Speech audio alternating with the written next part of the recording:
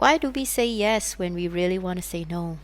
And why is it when I say no, it feels so awful in my body and I quickly want to retrieve my no? How can I say no in a way that is clear and also preserves the relationship? How do I get people to be accountable while also being compassionate? How do I ask for what I need without feeling like I'm too much? How do I take time for myself without feeling like I've let everybody else down? Life is a series of learning when to say yes and how to say no. I read this life changing book when I was in my early 20s. I didn't realize how much I needed it back then. I just resigned from my first job. And I remember thinking to myself, man, if only I'd read this book just a little bit earlier, I think maybe I wouldn't have struggled so hard in that job. And of course, it was not a perfect workplace, but it made me see that uh, I was largely the problem, or rather, I had problems. I had issues with boundaries because I didn't grow up with them, or I grew up with very, very poor boundaries. I know that my parents tried their best, but they didn't have good boundaries themselves. They didn't learn it very well. My father held this belief that if you truly love somebody, it means never saying no to them. Of course, he wouldn't say this out loud, but he showed it by his actions. At least when it came to my mother, it was very, very hard for him to say no. And for some reason, it was difficult for him to say yes to us.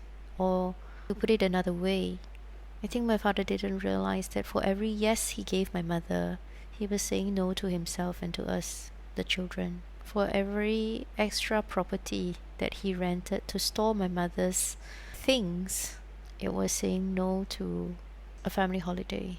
It was saying no to a better car for the family. It was saying no to opportunities that they could have taken for themselves as well. My parents, I don't ever remember them taking a holiday by themselves. It was saying no to my father building his dream house. Where does someone end and where do I begin? This is a large part of the learning in boundaries. My thoughts, my actions, my beliefs, my attitudes, my choices, my feelings, my behaviors, my habits, my accusation. Those are things I need to take ownership of. Many things outside of us that we can't control. We might not be able to ever change other people, but that also informs us about the actions that we can take, the attitudes we can change, believing that we can still live the life that we want, right? I think sometimes we have this erroneous belief that I have no choice. And the truth is that we always have choice. It's just that sometimes all our options suck. So there will be times that we have to choose the one that sucks the least.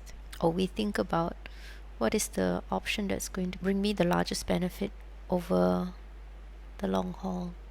If you're a spiritual person, maybe you will be thinking about which is the highest calling that God is calling me to.